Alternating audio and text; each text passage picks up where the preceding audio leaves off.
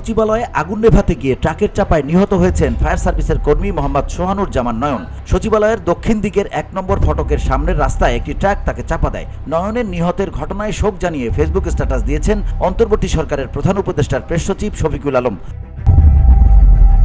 Press সচিব শফিকুল আলম লেখেন, fire fighter Mohammad Sohanuzzaman নয়নের মর্মান্তিক মৃত্যুতে আমরা গভীরভাবে শোকাহত। বড় ধরনের আগুন নেভাতে সাহায্য করতে ওই যুবক সচিবালয়ে ছুটে যান, কিন্তু মর্মান্তিকভাবে একটি চলমান ট্রাক তাকে ধাক্কা দেয়। পুলিশ ও ফায়ার সার্ভিসের পক্ষ থেকে দুর্ঘটনাটি তদন্ত করা হচ্ছে। ২৬ বছর বয়সী নয়ন সম্প্রতি ফায়ার সার্ভিসে যোগ দিয়েছেন। জাতির জন্য তার নিঃস্বার্থ সেবা চিরস্মরণীয় হয়ে থাকবে। তিনি আরও লেখেন, আমি যখন সাংবাদিক ছিলাম তখন আমাদের ফায়ার ফাইটারদের সেবা দেখে আমি খুবই মুগ্ধ হয়েছিলাম। তাদের বিশ্বমানের সরঞ্জামের অভাব রয়েছে এবং বেশিরভাগ বিপজ্জনক পরিস্থিতিতে কাজ করতে বাধ্য হয়। অগণিত সময় আমি দেখেছি ফায়ার সার্ভিসের কর্মীরা শতাধিক গার্মেন্টস কর্মীকে আগুনের ভেতর থেকে বের করে আনছেন। ওই কারখানাগুলো অযৌক্তিকভাবে নির্মিত ছিল। অসংখ্যবার আমি তাদের ডুবে যাওয়া লঞ্চ থেকে মৃতদেহ উদ্ধারের জন্য সবচেয়ে নোংরা এবং সবচেয়ে দূষিত নদীতে ডুব দিতে দেখেছি। তারা জাতির পর্দার আড়ালে নায়কদের একজন। আমি তাদের স্যালুট জানাই এবং তাদের প্রতি আমার আন্তরিক শ্রদ্ধা জানাই।